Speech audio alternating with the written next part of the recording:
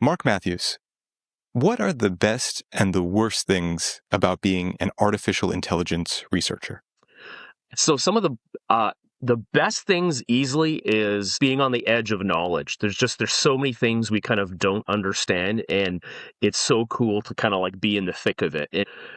I don't know, using your mind, trying to figure out what's happening, how these things work.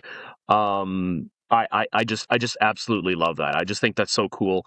I think probably the other part of it is that I love the people I work with. Mm. I just work with some incredibly brilliant people, and it makes it's just very satisfying to work with good, interesting people. The worst part of it is that there's always a lot of grunt work.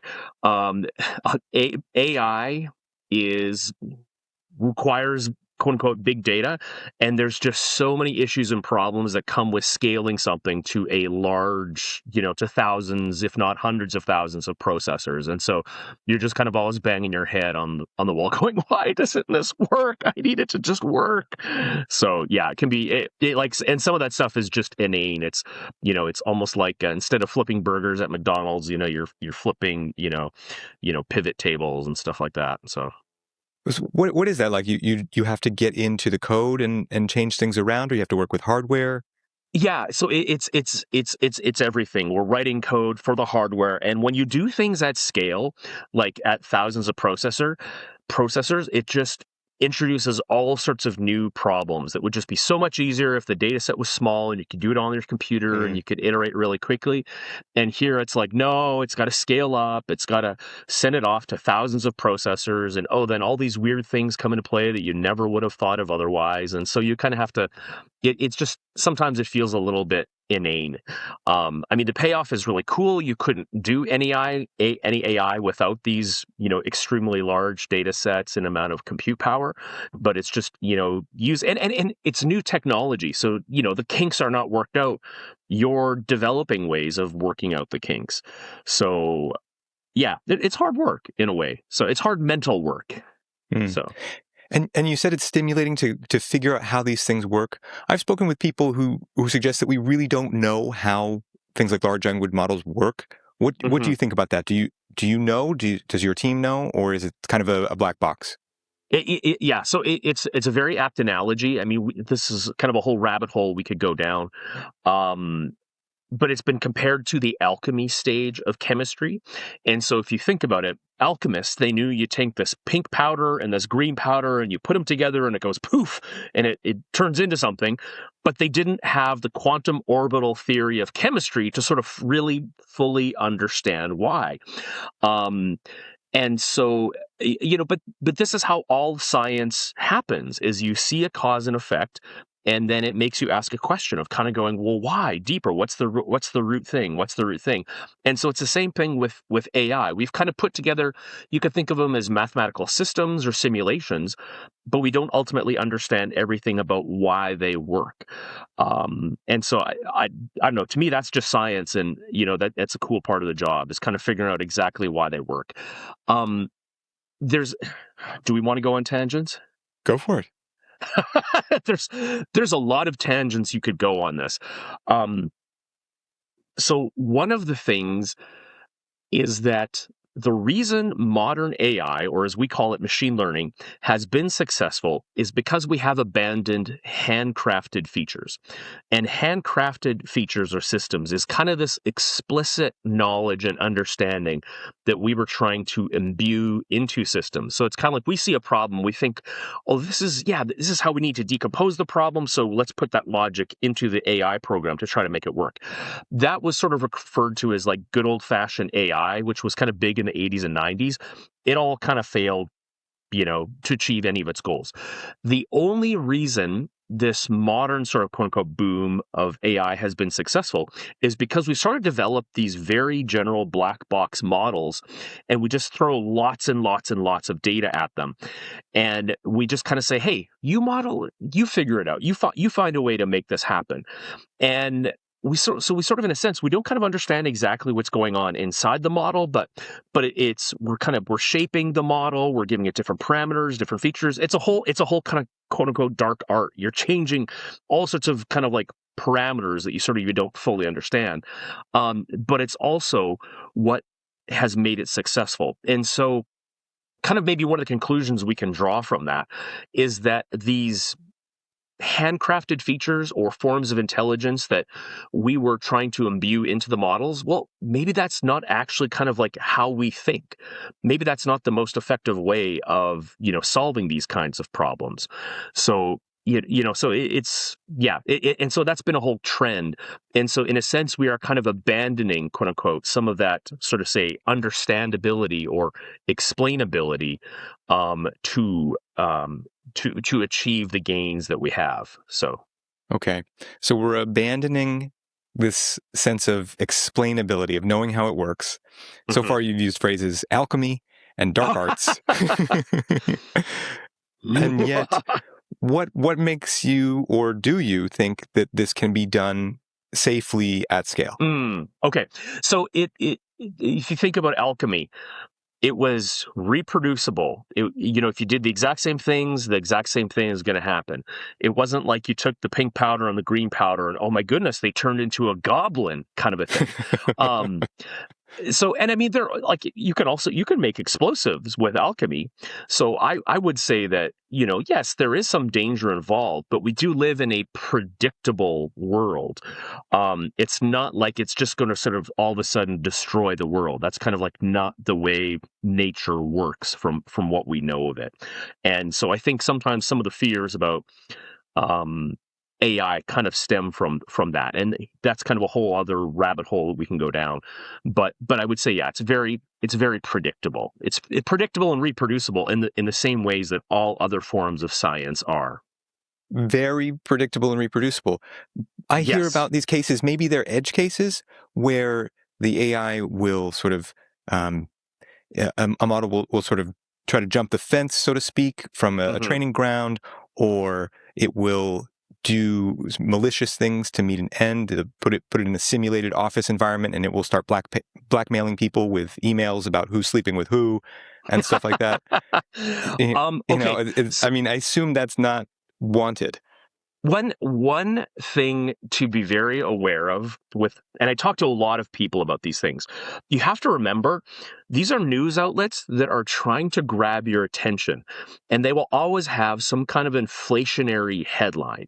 And I love digging into the nuts and bolts of these things. I'm like, oh, well, what's actually going on? And if you really dig into it, you read the research paper, it's a much more muted effect.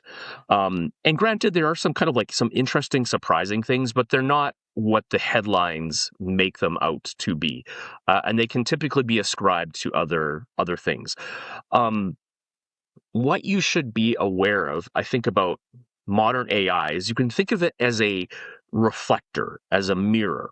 What they do is they take an input data set distribution, and they effectively will allow you to recreate new things from that data set distribution.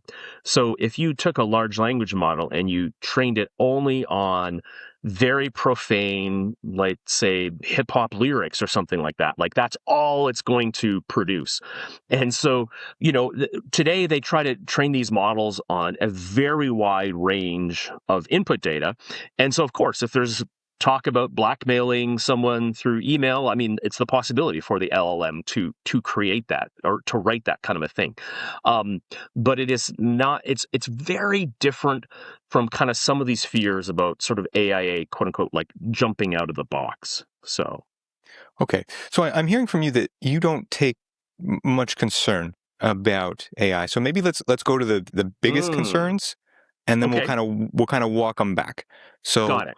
I would say the big sci-fi level concern Hmm. is that AI becomes like a god, that we have Yes. this singularity that could Yeah. control everything, that we're all going to be either hooked up to it or enslaved or just Yeah. wiped out by it, Yeah. because AI has this power. Eventually, should it become as smart as humans, to then do what you do, to Hmm. research and make AI better, and there will be an explosion of intelligence. Hmm. So let's So start with that extreme from sure, sure, sci-fi sure. and work A- back. And I'll clarify one thing. Maybe it's that you said that I'm not that worried about AI. I think there are things to be concerned about and maybe things to be worried about. I think they're not this sort of exponential singularity concern of like taking over humanity. And like this is the first thing that I talk about. It's kind of a myth that I think is worth dispelling when you start talking about AI and in issues and threats with AI. So a lot of this thinking comes from an idea proposed by William Gooding. He was a mathematician in 1965, and he said that if an ultra-intelligent machine could design an even better machine, then there would unquestionably, because he's a mathematician, be an intelligence explosion. And so it's kind of this idea that like, oh, what if an AI could make another AI that was even just say 1% smarter than it in IQ? Well, then that one could go on to make another one that's, another percent smarter than it. And this inevitably leads to an intelligence explosion. And before you know it, it's got supreme powers and it's taking over the universe and it's subjugating mankind to a life of slavery. And I think this is fantastic for a sci-fi movie plot. I think it's not at all. I love a good post-apocalyptic sci-fi movie more than Same. anyone, I think. But I think it's not at all realistic. And maybe one of the first ways we can approach it is you can give it another analogy. Well, mankind has made tools. You think about what the first tools were. I know they're probably sticks or something like that, but these sticks allowed us to move bigger things than we could have before just by ourselves. And so, then these machines allowed us to make bigger machines. Eventually, it was just catapult machines. And then at some point we invented the, internal combustion engine. And that allowed us to make even bigger machines. And oh my goodness, this is going to lead to an exponential increase in the strength and power of machines. And before you know, we're going to make a machine that can move the earth and throw planets around and take over the universe. It's like, okay, I think we went awry somewhere there in our thinking, but exactly when and where and why. And so one of the main things to think about is that there are no exponentials ever observed anywhere in nature. An exponential is a purely mathematical concept. And everything we know in nature, there is always some limiting factor, some limiting force, and you effectively get what you call a sigmoidal curve. And the same thing goes with William Gooding's argument. And it even comes down to say perhaps the naivete of even this idea of thinking about IQ, like, oh, well, it could just make a million IQ or a billion IQ. It's kind of like, well, no, what actually is IQ? It's only defined as an intelligent quotient for abilities, relative to the quote unquote average human being. So there is no idea of this sort of, innate number that just defines intelligence. If you really start to ask this question about like, okay, well, what are we talking about when it comes to sort of intelligence? What you actually arrive at is a concept the ancient philosophers called nobility. And they observed that in nature, you could see kind of a hierarchy. You could see things that were sort of more complex, more beautiful, had more power as you kind of went up this hierarchy of nobility. And to make it very concrete, you could say at one end of the hierarchy, you had something like a rock, and then maybe you'd have pond scum, and then maybe, which is effectively bacteria, and then you have a plant. And if you think about it, well, a plant can actually harness bacteria, can use it for to synthesize nitrogen, and then, oh, you've got an insect, which is nobler than a plant because the insect can move and, oh, it can eat plants. You can keep going up, an insect to an animal to say to a lion and to a man. And everything on that hierarchy of nobility, if it's lowered, it tends to be subject to the thing that is higher than it on the hierarchy of nobility. And it's funny because you can't kind of quite put your finger on it. It's very hard to come up with a precise definition of say exactly what is noble, but we can all see it, and there's proxies for it. If you want to come up with a quantitative one, you could even look at the length of sequence of DNA. It increases as you go up the hierarchy of nobility. And so what the singularist argument is they say, well, in the same way that even though a lion is stronger than a man, because the man is smarter than the lion, it presents an existential threat to the lion. And so, well, what if we had something that was nobler than a man, say superintelligence? Well, then that would present an existential threat to mankind. And you think about it, you're like, oh my goodness, they're right. It could be, this very, very super intelligent, noble thing. Okay, so that's the argument. That's what I would call the bad argument or the false argument. I would first counter and say, okay, you singularists, if you want to be purely scientific about this, i.e., basing your predictions on existing observations, things that have occurred, when and where in nature have you ever observed anything spontaneously jump up the hierarchy of nobility? Like that. Have you ever seen a rock just turn into a flower? It's like, no, you never see that. Have you ever seen an insect instantaneously turn into an animal? It does not happen. We have evidence of this happening over very long time spans, let's say millions of years. But if you accept that, all of a sudden we've shifted the argument away from this exponential argument. We're talking about time spans of millions of years. So that would be my very first counter to this singularist argument. And there's kind of lots of other ways we can start to dissect it. But I would say that if you want to be scientific, you don't ever see anything climb up the hierarchy of nobility. So what gives us the hubris to think, oh, we can create something that's just going to automatically jump it? Yeah, I'm imagining the exception that people would bring up is that, well, we're working on a totally different type of material. This is on a digital substrate. This is just in a different class. This is ones and zeros, not DNA. And maybe that would be an argument. But something that's coming up now and hearing you speak about this is that if we're talking about this curve going up, and you said more like a sigmoid, I'm thinking about the way that artificial intelligence has advanced, as you mentioned earlier in the discussion. We're now into these black box models where before we had a different approach. So even if there were something a little more intelligent, it might find a new method to make something even a little better than that. But then that form, that model might kind of hit its limit, and then we'd need a new approach, creativity. Is that a factor as well? Very much so. Okay, so 2 points from this. So the first one is you mentioned kind of like, oh, it's a different substrate, different kind of thing. Therefore, our arguments don't apply. And I think I'll agree it's a different substrate. It's digital, but I think it's an anti-argument. And so I would say that if you want to as an anecdote, so earlier I was sharing what's one of the things that I don't like about AI, and that is that you're banging your head on the wall, kind of going, why doesn't this work? I long for the day that my creation will work without me auto-magically. It never happens. It's why I have a job. And so if you look at, say, one aspect of things on this hierarchy of nobility is that things on the hierarchy of nobility have the ability to self-sustain. They will self-sustain without intervention. And this is in the world of nature. And we have to talk about nature, where the laws of physics apply, because that's where the argument about, the singularity occurs, is that, oh, they're going to have to take over humanity. And so I would say, like, by that argument, we haven't even started to approach anything on this hierarchy of nobility. We can't even create anything that can self-sustain at all, period. And so there's always this idea of, you're just going to be able to pull the plug. And that's absolutely true. You can just pull the plug. It doesn't work. And we don't even have to pull the plug. I just put a 0 instead of a 1 and the whole thing falls apart. Maybe if we ever saw some kind of emergent phenomena where maybe that could happen, which I doubt we ever will, maybe you'd start to see me get a little bit worried, but we're nowhere near there.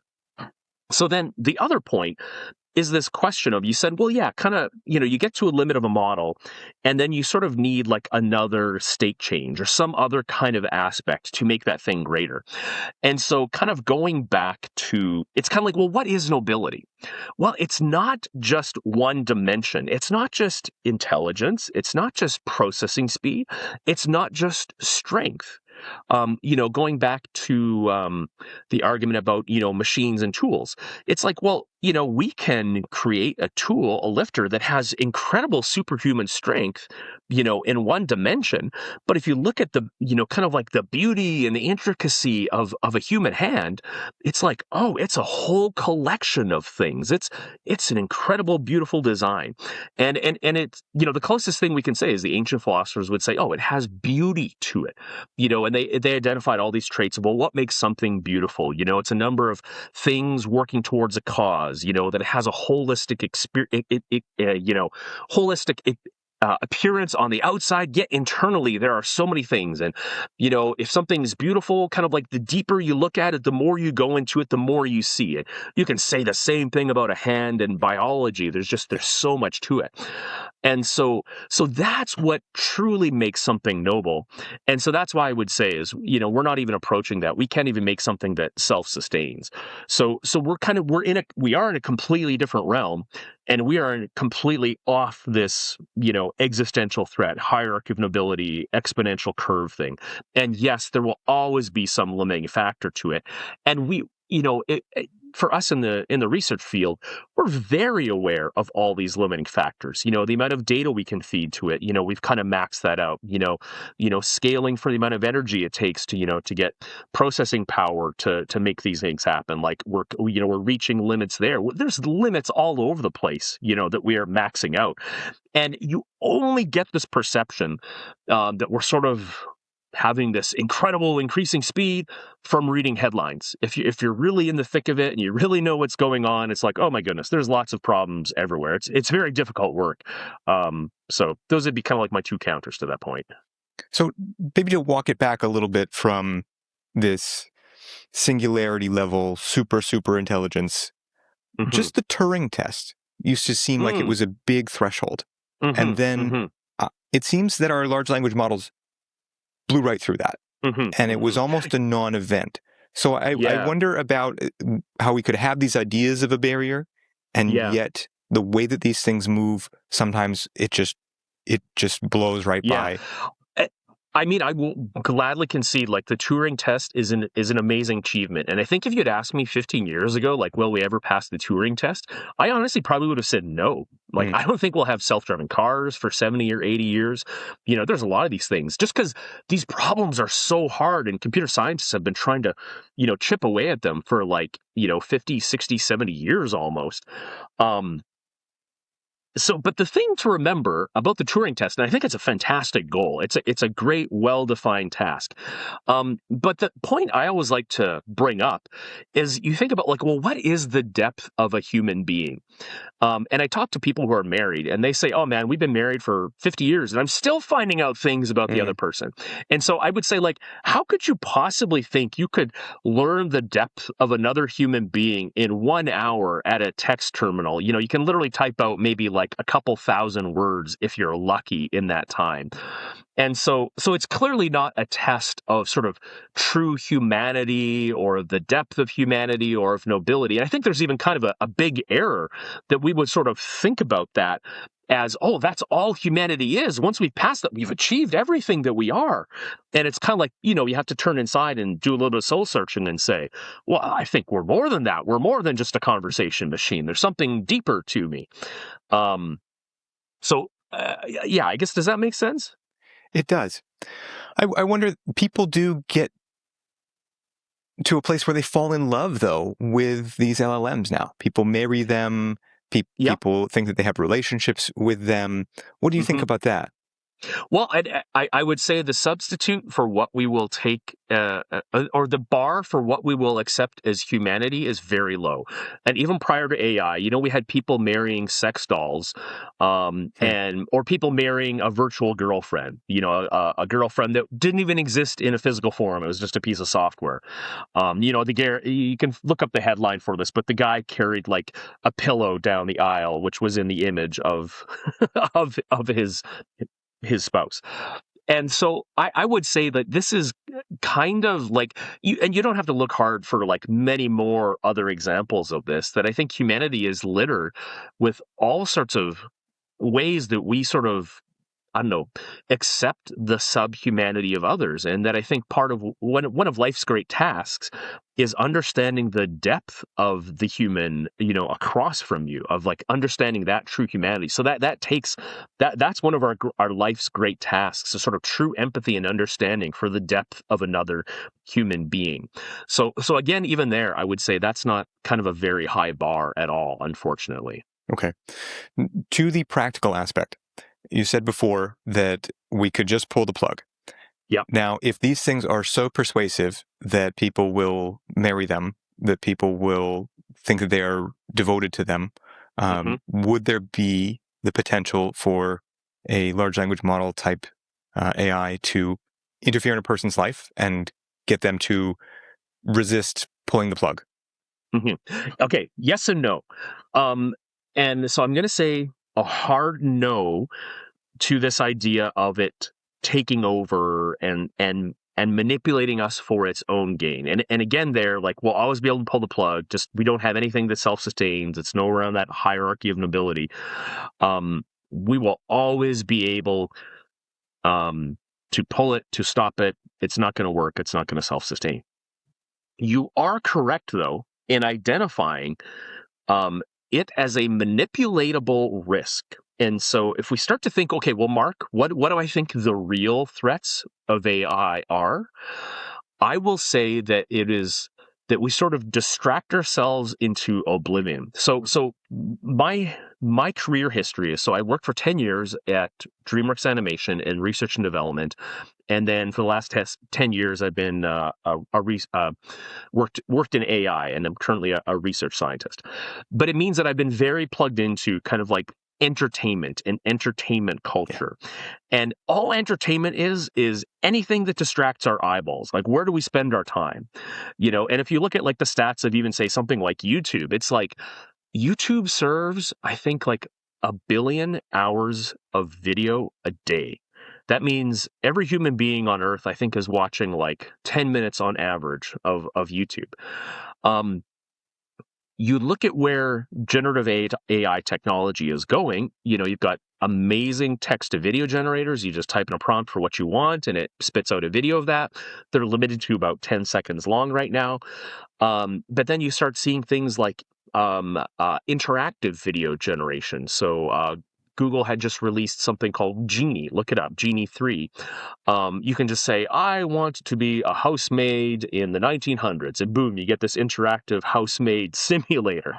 And so when I think about what are the entertainment implications for that kind of technology, like I'm like, holy smokes, like my mind is kind of blowing. Like this, if like even already video games were kind of taking away from traditional media like film and television, it's like this is like the new Uber video game. And why could I not just type in, you're having a beer with a friend at a pub down the street, and then you've got all your virtual friends around you talking and saying hello to you, or I've got a wife kind of a thing, or a spouse, oh, let them have my virtual friend, or heaven forbid, think about pornography as well, too, what the implications for that are, which historically has been an early adopter of most technologies. That, I agree, is a huge risk. That people will get sucked into, no problem. So I think there's a lot of possibilities there. Maybe the one fine point there that I would make is that we will always have free will. That you'll always be able to say no, even if you think it's kind of like, I don't know, very distracting or morally questionable. It's like it's never going to be able to sort of so incredibly, outsmart us that, oh, it's just going to manipulate me into something. Like, some of those things are incredibly powerful, I will say yes. But I guess maybe this is just a philosophical, theological thing. I believe in the power that we can always say no to something, no matter how horrible, the circumstances, the pain, we can always resist something. I believe in free will, maybe, is what you would say. So, yeah. And now I'm thinking of social media. And one of the biggest voices that I hear right now warning people about artificial intelligence is Tristan Harris, who's done The Social Dilemma before, where he talked about all the power of social media and how it's something that we can say we have free will, and yet you are competing against these incredibly powerful algorithms built by teams of very, very skilled people meant to hijack your attention. So how important do you think just the power of these things is, even if we have free will? I think that's overstated to say Okay. that it's, that they're sort of incredibly powerful. I mean, maybe one of the okay, and maybe this cuts to like a bit of a philosophical question. So first, to answer your question, like, great, we're clever people, but we're not mind control experts.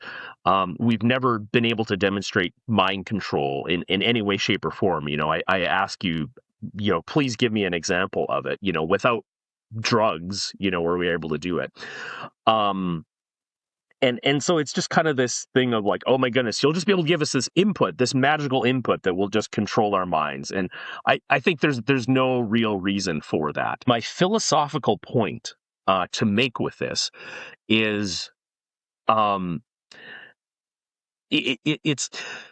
I was explaining the AI models are effectively data reflectors, right? That and so what they can do is they can only reproduce data distributions that they have seen before. And one of the best examples of this is you could ask the question, well, could AI ever truly invent a new genre of music? And I would say no. And the reason is that a genre of music grows out of a culture of people speaking to each other. If you think of hip hop, I'm going to keep using hip hop as an example here. It's people kind of in that culture, with braggadocio about how big and how important they are, and country musicians, primarily they're talking to other people in the country, and Hindi music speaks to people in the Hindi culture. So a true genre of music grows out of a culture of people communicating with each other. And so you'd say, well, could we ever simulate a whole culture of people speaking to each other? It's like, no, we can't. We could, we can reflect. We can probably even come up with things that sound like maybe a new genre of music, but in a true sense, no, we can't come up with a new genre of music. It cuts. Okay, and I'm going to explain this poorly, but it kind of cuts this idea of, we sort of have the philosophers talked about universals. It's this idea that the idea of a circle exists somehow apart from our existence in sort of this idealized world called the metaphysics or heaven or whatever.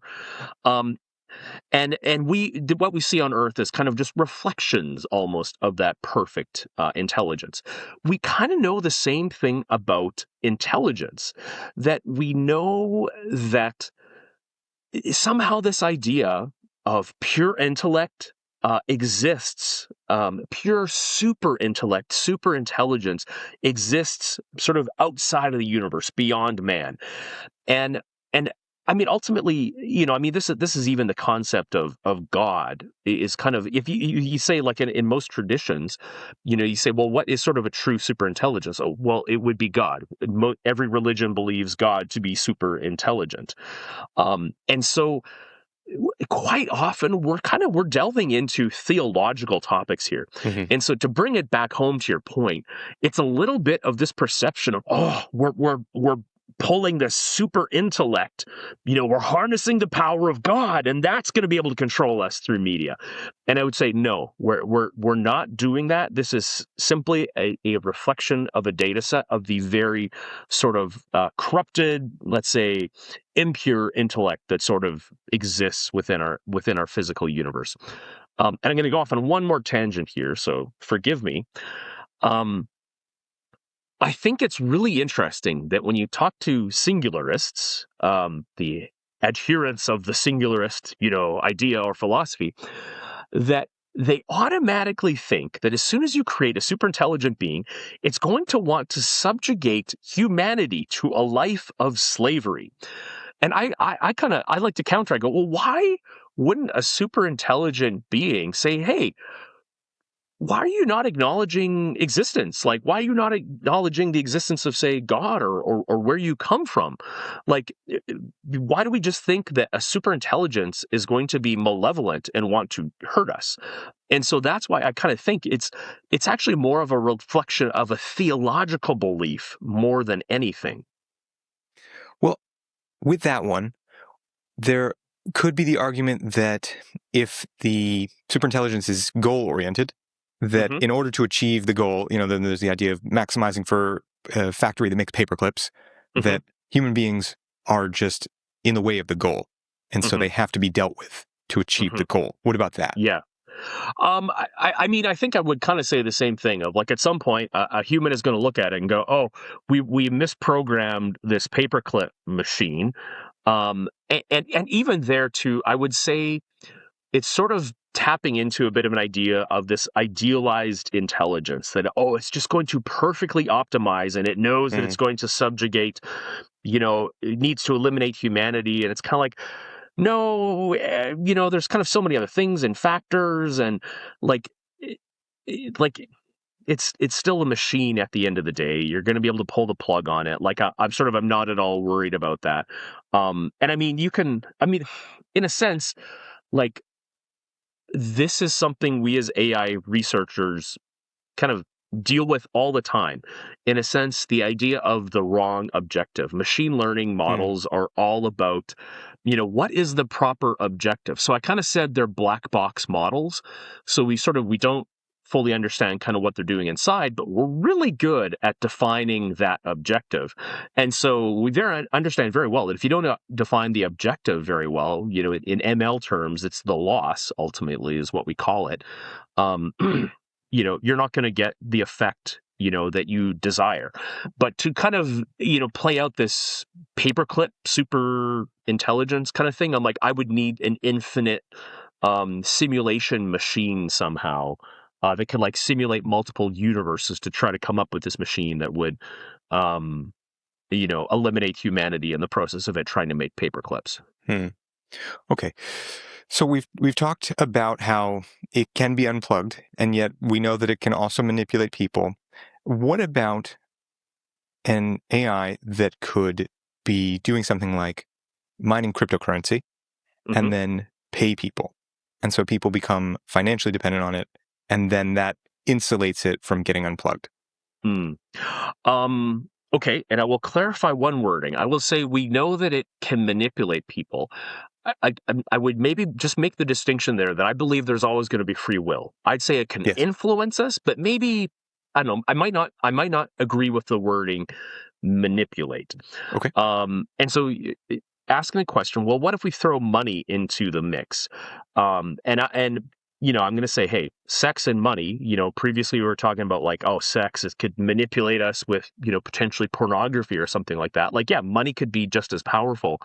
But I would put it in that same category that there's always going to be free will. There's going to be limits to it. And at this stage, there's always going to be someone behind the scenes controlling it, directing it for those things. Okay. And are you that confident in humanity that we'll do the right thing? Oh, I'm not. But I guess okay. So let me make a distinction, and so like I feel like I'm kind of shooting down all the singularity arguments right now. Like Yeah. it's not going to exponentially explode, kind of a thing. Well, what are the real risks and threats? And so I would put AI. It is. It's as influential. It will be as revolutionary of a technology. And I'm not a guy who's like given to hyperbole. I like to think I'm pretty even keeled. It will be as revolutionary as things like steam power, electricity, harnessing the power of the atom. Those are all incredibly influential technologies. And you could say um, that, it is very akin to sort of steam power. Like the Industrial Revolution um, allowed us to replace many forms, not all, but many forms of human work. And I think this AI revolution is going to allow us to replace many forms of human thought, of human mental work. And a point in fact for this, the current Pope is sort of, even his naming of Leo the 14th, Pope Leo the 13th, wrote about the Industrial Revolution. Pope Leo the 14th, or the new Pope, he's going to be talking about AI quite a bit. So he very much kind of believes in this thesis. So then going back to, well, what are the risks of, say, electricity, nuclear power, even steam power? It's like, there are some huge risks with those. Harnessing the power of the atom, like, yes, oh wow, we have the power to annihilate humanity, in nuclear war. That is incredibly powerful. But we are still in control of it. We can still push the button or not. Humanity is still at the center of it. And even electricity. I like to say, I'm like, oh, we'll always be in control of electricity. One of my friends, he's like, well, yeah, but are we really in control of electricity? Like, could you live without it?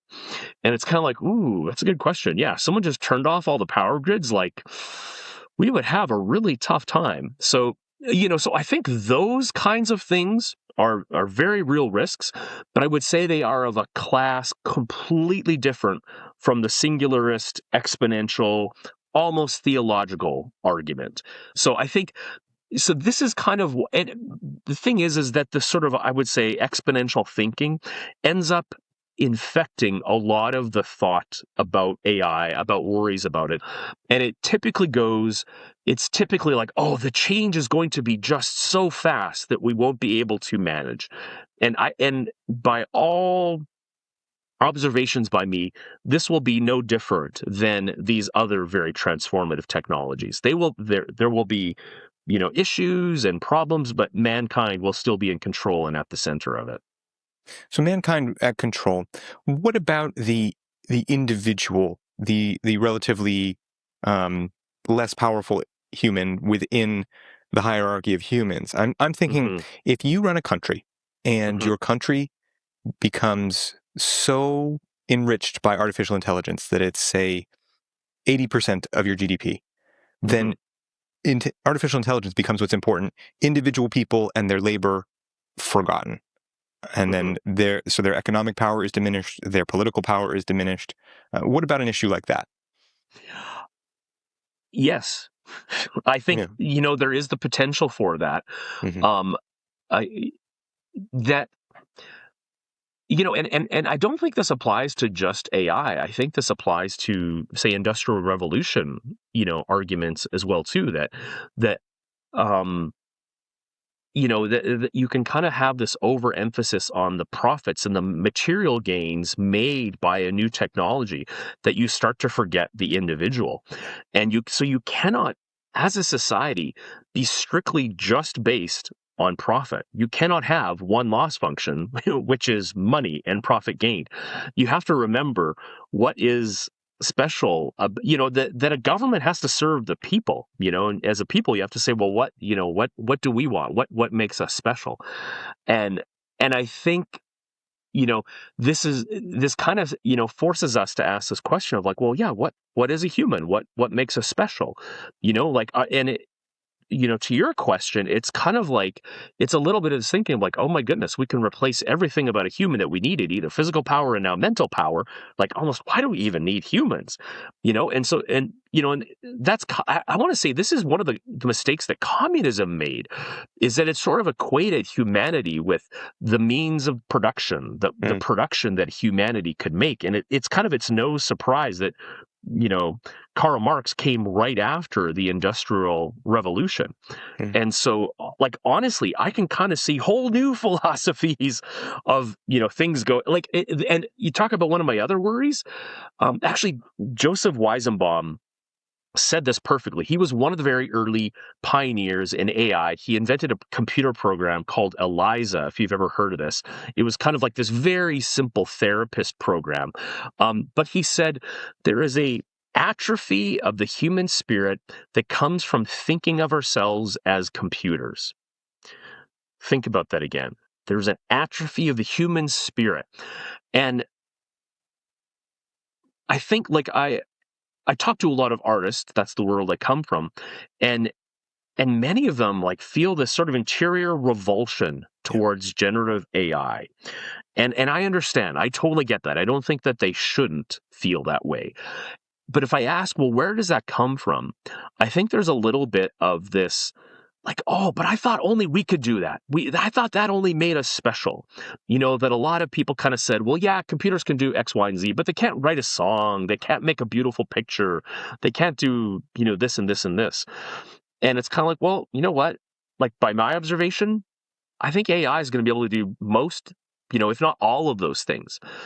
And so if your definition, if your self-worth kind of comes entirely from, say, perhaps special abilities, and you don't have a deeper interior meaning of where you get your dignity from as a human being, then yeah, you're going to feel that atrophy of the human spirit. Am I just a machine or am I something greater? Does that make sense? Yeah. So for a lot of people, I would think that thing would be their relationships with other people. Mm-hmm. Now, another place where I see social media now getting in that loop a lot, kind of controlling people's connections more and more, and AI headed is those relationships. And I'm imagining that if social media gets your connections, it's sort of this intermediary that can be monetized for how we connect to people. And that with AI, it seems some of the aim is toward attachments, that it's the AI therapist, the AI girlfriend, that it will probably soon be the sort of AI caretaker babysitter. So that could be very young, very early, disrupting our sense of attachments to each other. What about that as a place where people get their sense of meaning, of uniquely human value, and yet AI is getting in the loop? What makes you think that I'm real right now? Like, I could just be virtual. It's true. I 100% agree. Okay. If I ask what are some of the real threats, I would point directly at that thing. That I think I was calling it like surrogate socialization. But yeah, that like, and you think about like, what is social media? Like social media has basically just marketed ourselves. It's like, we know we're attracted to other people. We love finding out what's going on in other people's lives. Well, hey, let's just show ads around those things. And I kind of think it's like, I was saying, I'm like, we sort of don't appreciate the depth of another human being. We don't want to have to deal with the depth of another human being with true wants and needs. So let's just substitute fake friends there. It's sort of as cruel as feeding hummingbirds artificial sweetener. We need, you need real sustenance of human relationships. They kind of come with a little bit of pain, but if you just sort of create this fake interaction, like, yeah, that can sort of become a little bit more, let's say, pleasant and addictive than interaction with a real human being.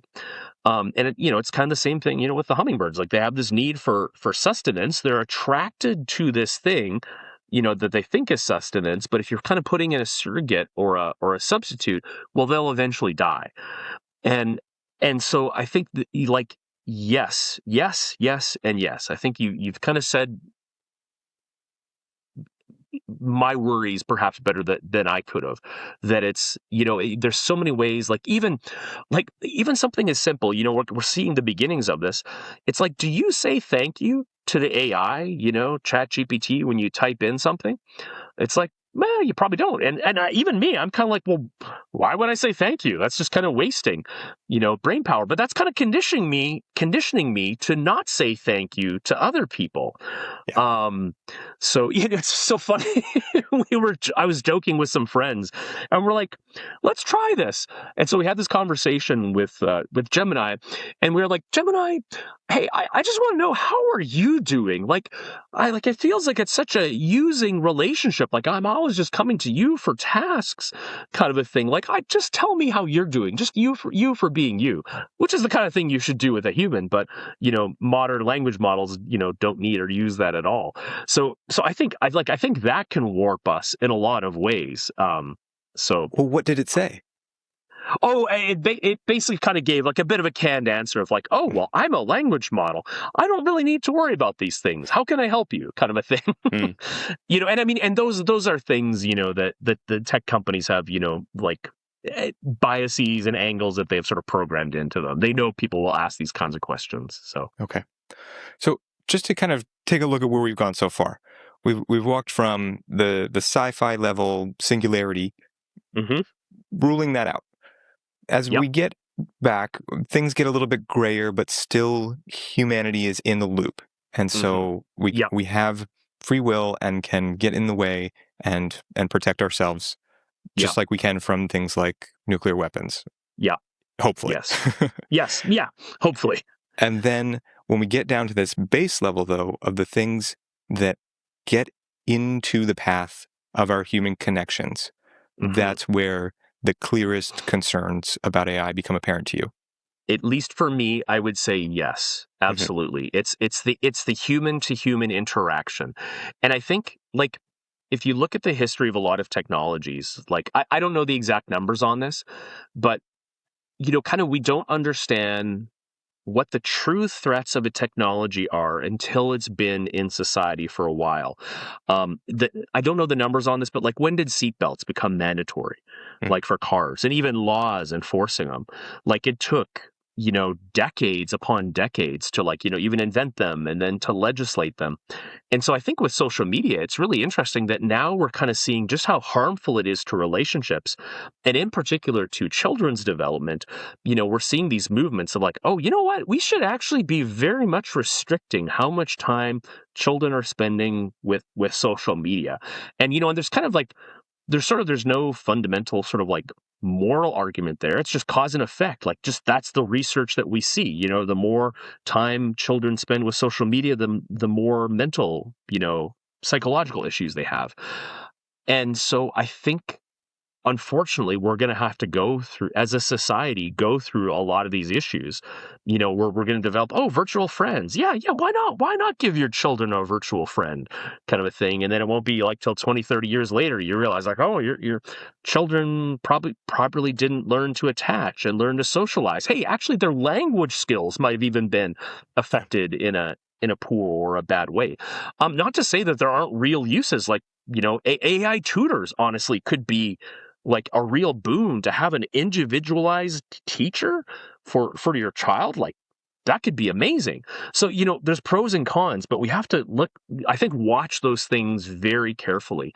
And yeah, and I do kind of think about like the things that worry me are affecting the natural flow of human relationships. I think in my mind there's something very special, um let's say transcendent, about being able to interact with a friend in person. There's really something, I don't know, beautiful about that. And like, what we do with technology is we tend to abstract that away.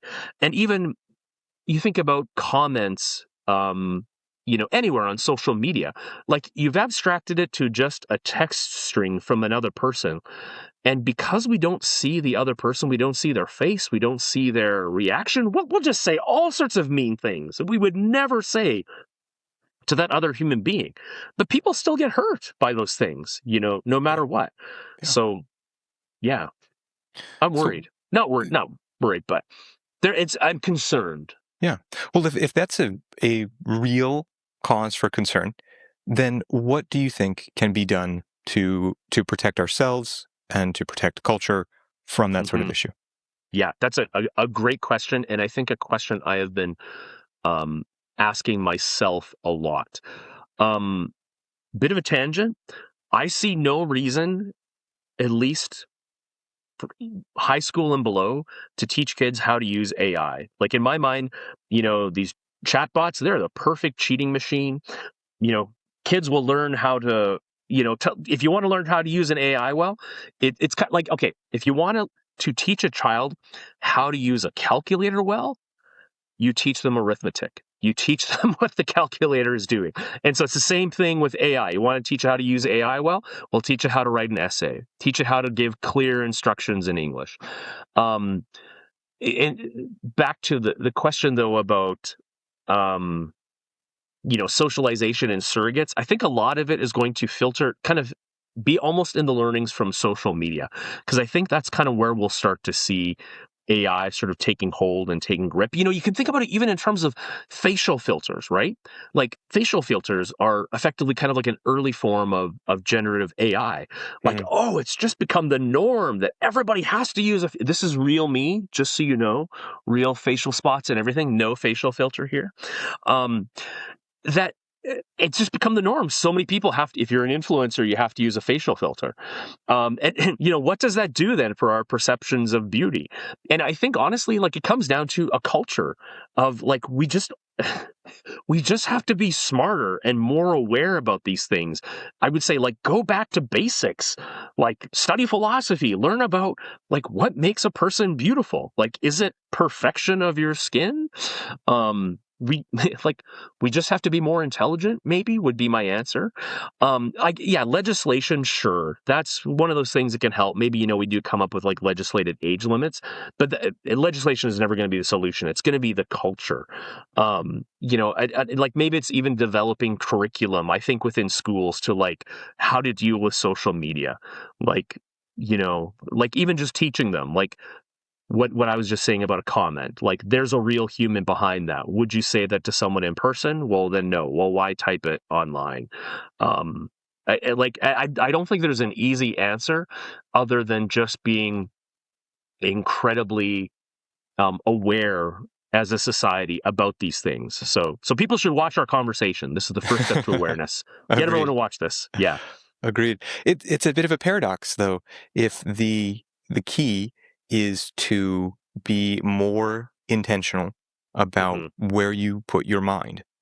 And yet these forces are sort of pulling us in different directions. The polarization in the media, the excitement, the catchy headlines, as we talked about earlier, that are pulling us down, when the need, as you said, is to be stopping and reading a thought-provoking book, which I think people do less these days. So what do we do to even overcome that pull? I mean, to use another analogy, if you go for a walk and I don't know, you misuse your shoes, what do? You just trip and you get a skin knee, right?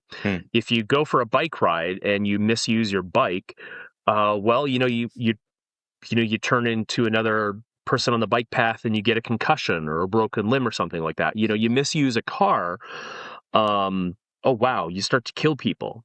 And so as a technology gets more powerful, more responsibility comes with it. And so it's simply the same thing. We are inventing more powerful information technology. The onus is on us to understand how to use it properly. With great power comes great responsibility is really what it comes down to. And I can't not put this onto the individual. Legislation is not going to be the answer.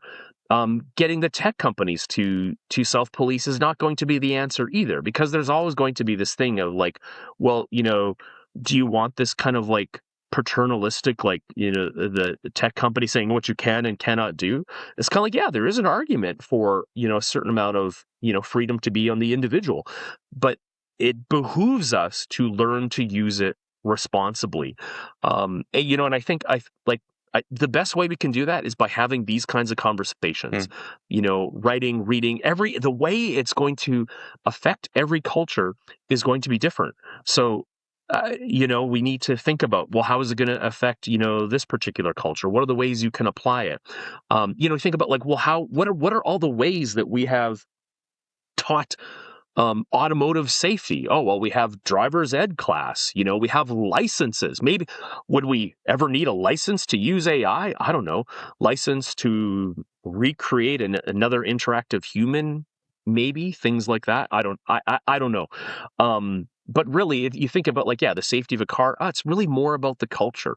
We know you don't do things like, drunk driving, like even people in tech joke about like, oh, you don't want to have a drunk texting. Maybe we should put a breathalyzer on your phone, so you don't drunk text or something like that.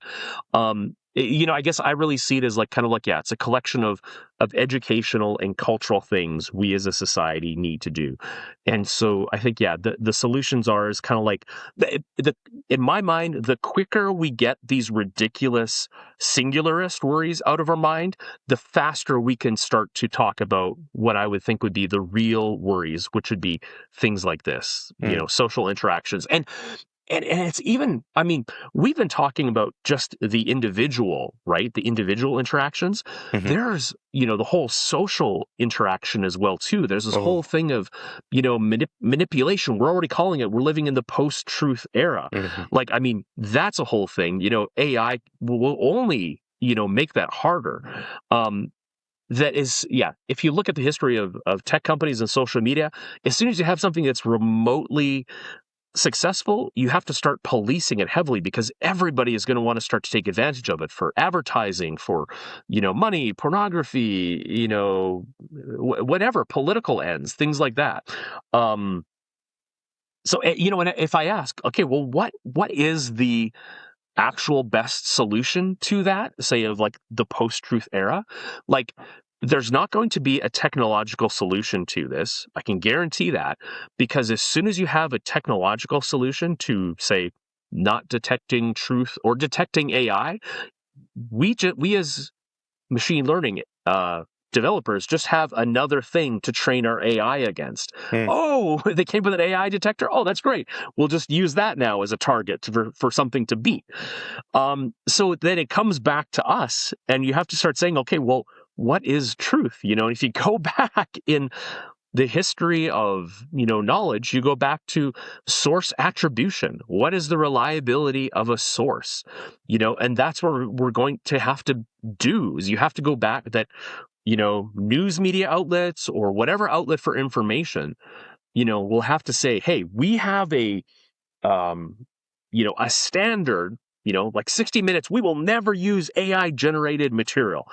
And we're going to hold ourselves up to that. We're going to allow people to audit us, whatever, and word gets out. Okay, great. We're going to trust whatever this information outlet. It's like, yeah, there's always risks, but yeah, that can be manipulated. People can intercept it, but I really can't see any other way around that other than us learning, like, what are the reliable sources? How do you properly attribute proper sources?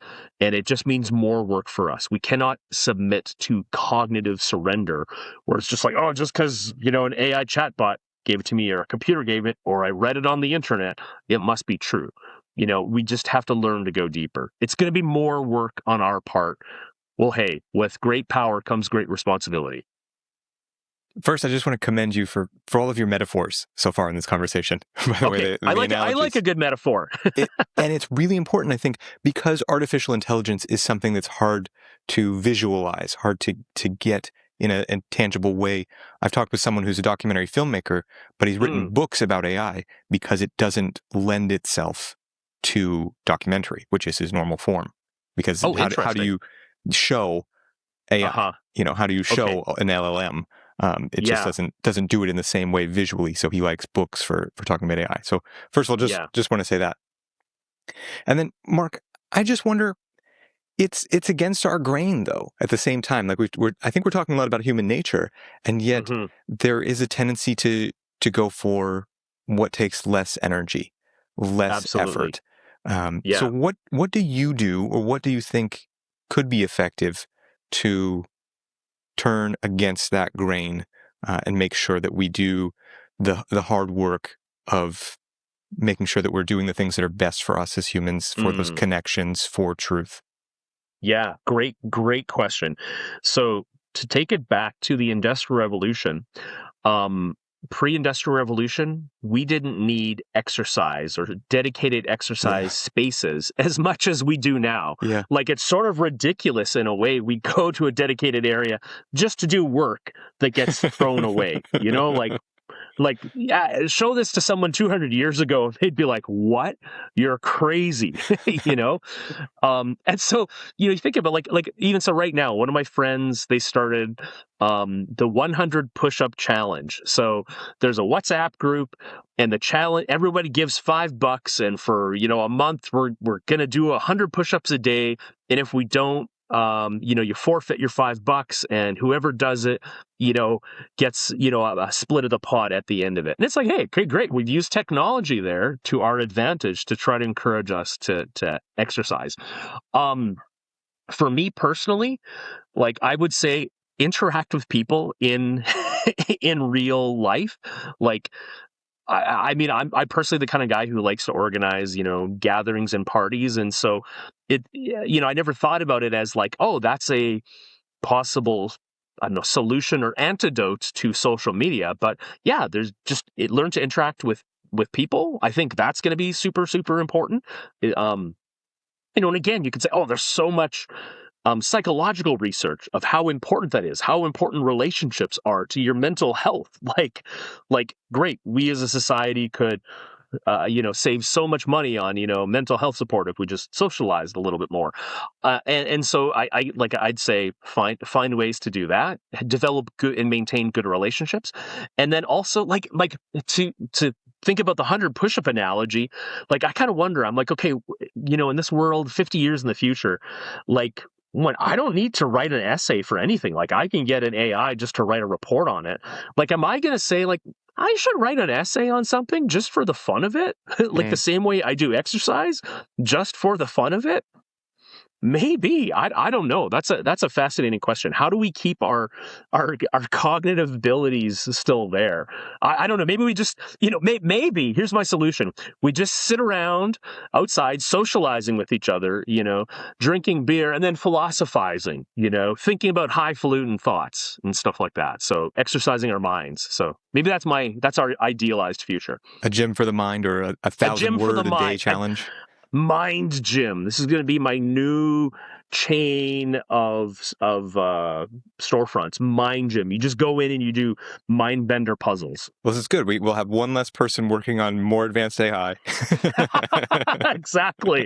There we go. Just hard problems. Yeah, we could make it like CrossFit. You know how they have those competition boards? It'll be like, Jim just solved the Riemann conjecture kind of a thing problem. Whoa, he's at 10,000 points, Yeah. I'm thinking about what you're saying about being with people in person.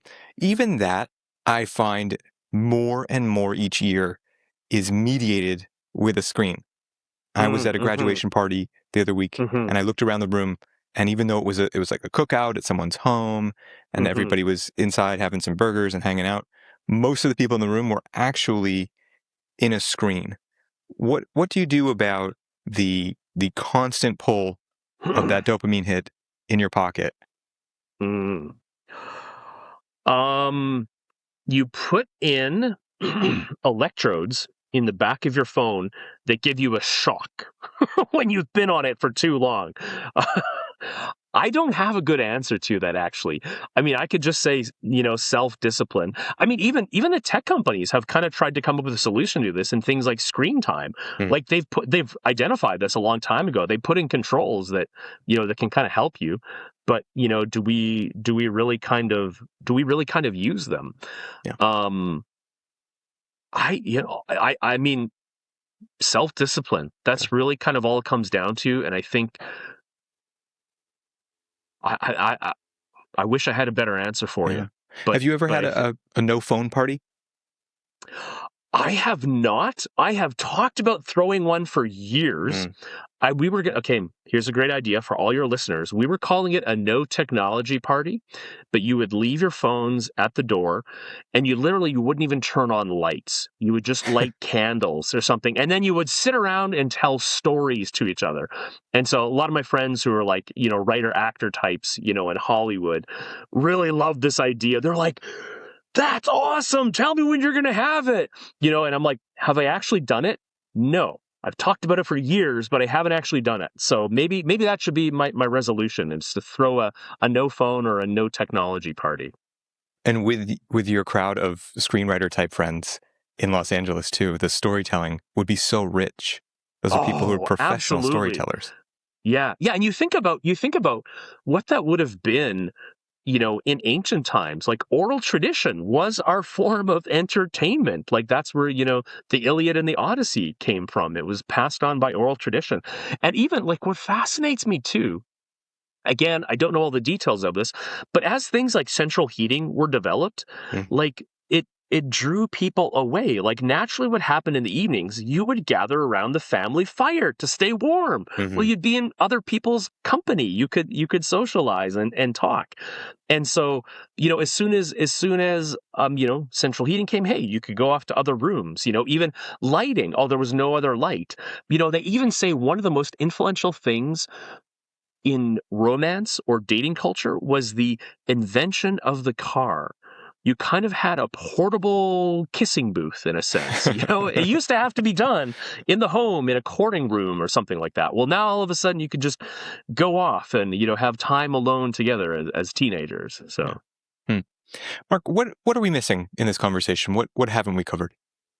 Oh man, that's a great question. So I think, yeah, kind of like some of my biggest worries would be, the effect it's going to have on human interaction. Mm-hmm. I do also worry about, the post-truth era. Effectively, let's say society at large.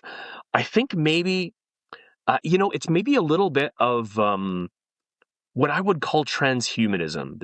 It's sort of, I think it's Oh, going yeah. to, like, transhumanism is kind of this idea um, that we can, reinvent ourselves, reinvent humanity, or that maybe what's at the core of transhumanism is that we can perfect ourselves. And I think I would kind of lean more towards, like, no, we're best in our form as we are, as sort of true authentic humans. And I do think AI is going to kind of like supercharge this idea of sort of transhumanism, and more so in the thinking of, like, just thinking of ourselves as thinking machines. um I'm not sure kind of like the best way to address that or discuss it. um Well, let's look at a scenario. Would you okay. consider some sort of implant in your brain that would enhance your cognitive abilities and your abilities to work with a computer? Oh man, that's a good thought. Uh, I would. My initial gut reaction. Okay, so maybe there's two sides to Hmm. it. So one is, what are the practicalities of that? So you could totally do. Um, this is, say, Neuralink. This is Elon Musk's Mm-hmm. company that is trying to do this interaction at a neural level. So the first question here is, what can you actually realistically achieve with that? I think what is realistically achievable would be simulation of our senses. So that, yeah, you could put in a false image or false touch or false hearing. It'd be the ultimate VR experience Yeah. that, you wouldn't have to go through pesky eyeballs and ears. You could just directly pipe it into the brain. Um, it will not, I do not think, be possible ever to upload our consciousness to a machine. And the reason for that, theological arguments aside, is that kind of everything we know about the structure of the human brain is that the programming of the brain is in the physical structure of the neurons. You cannot extract that just by observing electrical impulses. You would have to destroy the brain to reverse engineer this. And I mean, this is already it's not genomics, but they are calling it connectomics. Hmm. It's a sort of this evolving field of where they look at a slice of neural tissue, do this very fine electron scanning, and they can start to see the microscopic structures of how neurons connect to each other. But there's all sorts of molecular biology in there that we can't see or potentially copy either. So it's a seductive idea, though, because I want to say that I think in our um, in sort of our human essence, we kind of have this idea of transcendence. If you look at how often this idea comes up in science fiction stories, it's a recurring theme, this idea of transcendence, that we somehow become beings of energy and we're not bound by our physical, senses anymore. And I would say this is really more of a theological idea than anything. C.S. Lewis said, when I find in myself a desire that nothing in this world can satisfy, I must conclude that I was made for another world. So we have this desire. So I do not think any of this Neuralink style thing will ever be able to achieve that. I think we could have, these connections potentially. Now, would I do it? I don't know. I think it would be tempting to have, a direct link in. There's clearly lots of great arguments for that, like for blind people who are born without particular senses. And let's say it became so routine that it could even be a form of entertainment. I have to say, I think that would be, really fascinating to try. But I want to say, we're talking about AI kind of being the crack cocaine for social media and surrogate connection. I'm like, oh my goodness, that would be a whole other level as well too. That would be another step change. And so I think I would almost worry about that. And I'd find myself kind of going, oh, why would I want to do that? And it's like, hey, maybe that becomes the new form of socialization, of this is how I socialize with you. Okay, crazy thought. We're on a podcast here, so let's have some crazy thoughts. So one of my theses is that technology best helps us when it emulates how we interact in the body. That, to go to my earlier point of, I am more likely to treat you as a human being when I can see you in front of me than, say, if I was just, writing text.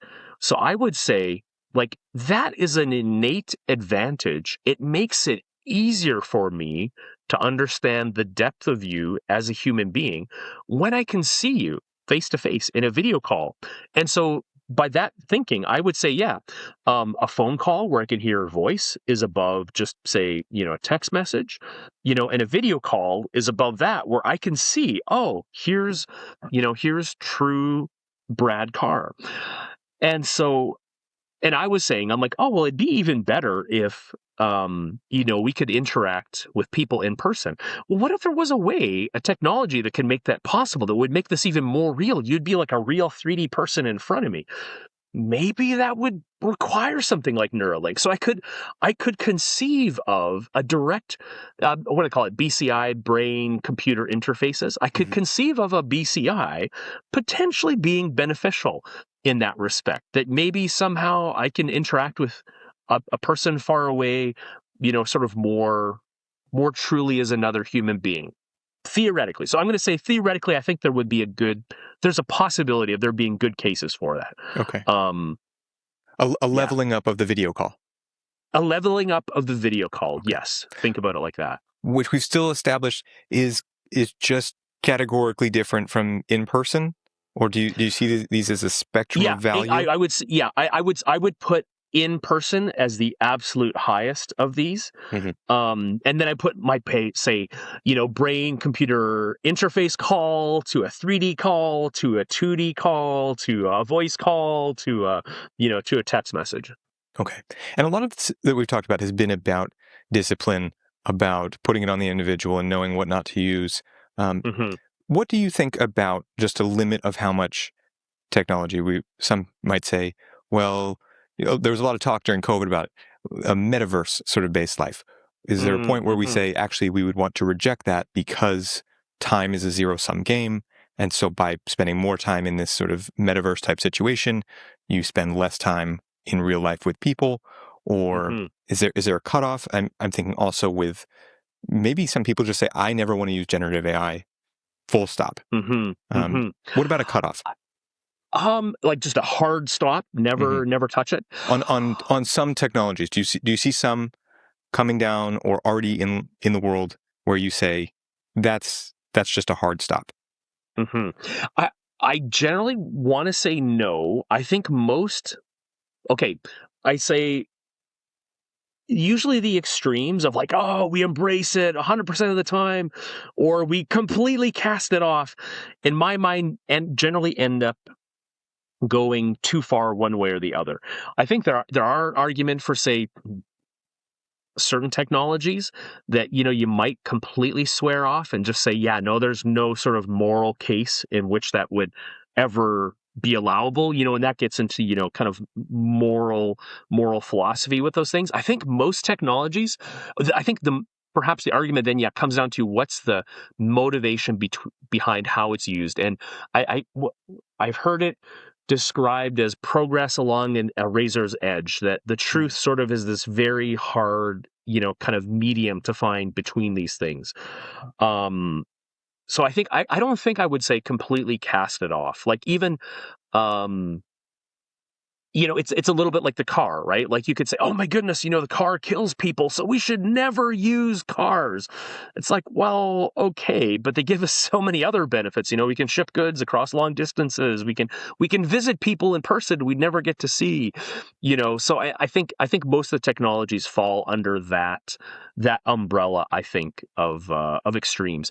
I think, maybe one thing that's important to, when I think about like this idea of the metaverse, like going back to this idea of transcendence, that I want to say, again, this gets into the theological, but like that the human soul, kind of like longs for, that is made for something greater, where we're not bound by time or space.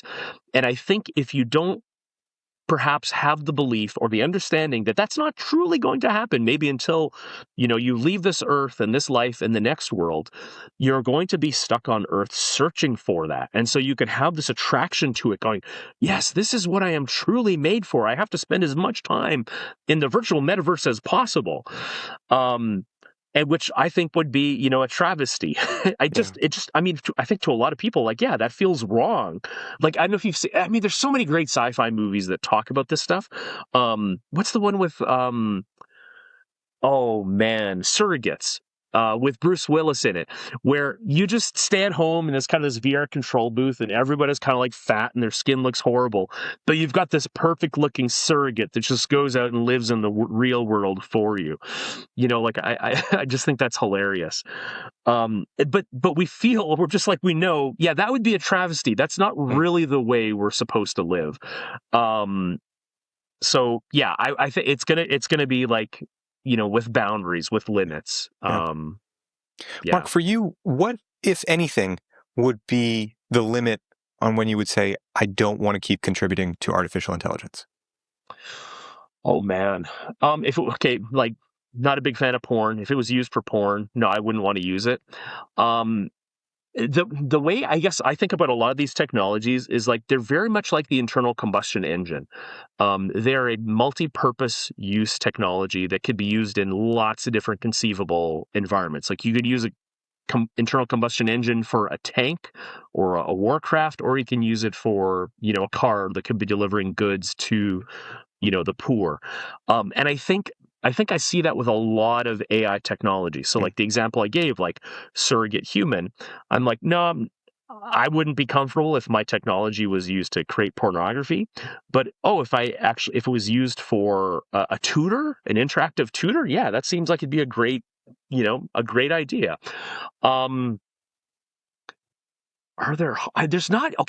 there's not many that come to mind, at least from what I know of the research fields today of actual technology that is being developed. I think there's good uses for all of it. I don't think there's any that I've seen where I'm just like, ooh, no, I don't think that I couldn't conceive of a good use for that AI technology. Okay. And you're willing Yeah. to accept that your work might also be applied to technologies that you don't It, approve of? yes. I totally agree. And I think that goes almost for anyone working in the sciences. You're a material scientist, you make great discoveries about titanium. Oh, and then it's used for titanium armor on, aircraft kind of a thing. And, and maybe I could see some people too saying like, oh, just use that as a rationalization to whitewash, your technology, your technological developments. I think there are areas where it's like, oh, it's very like you're working on explosives technology. Well, okay, maybe it's, I don't know, you're working on explosives and how it affects biological matter.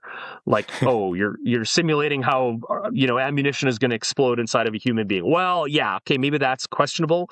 Maybe there are conceivable good uses of that, but I think not. But I do think a lot of the sciences, yeah, there's not direct. There's a lot of possibilities for how they could be used. And there's some that are morally neutral, some that are morally good, and some that are morally abhorrent, perhaps. So, what do you hope for a good use of artificial intelligence for humans?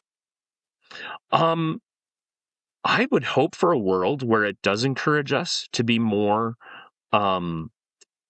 interactive with people in real world and in real life, that we could find ways to have it encourage us. I think honestly one of the things that also excites me the most, so like coming from a science background, like I really love the pursuit of knowledge. And I think there's a lot of discussion about AI for science. I think we'll make some amazing discoveries through the use of AI, just like accelerating things like material science and drug discovery and things like that. So those kinds of things excite me.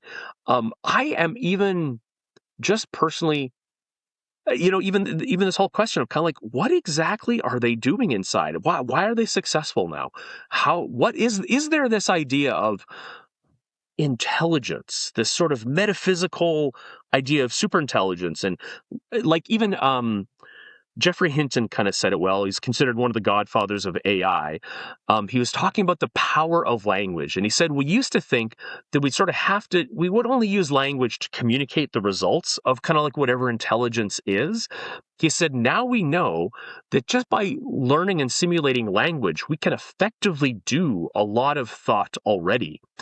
And so it kind of gives you a respect for like, wow, like, words, language are very heavily interconnected with this idea of thought and intelligence. So that's just an idea that fascinates me. So like I'm very much interested in fundamental research and mathematical knowledge and things like that. So nice.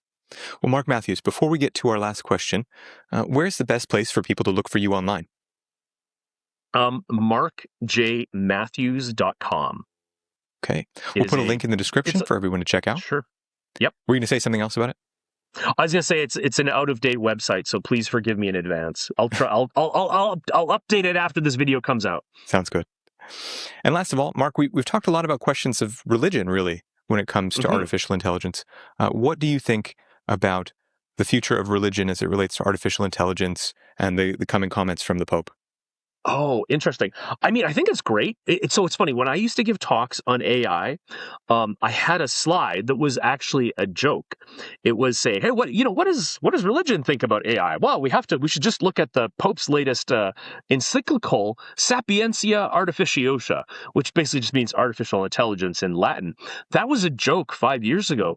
He is releasing an actual encyclical on AI now, and so I think it's fantastic that, the Vatican wants to be part of this conversation. I think they have some very good, intelligent things to say.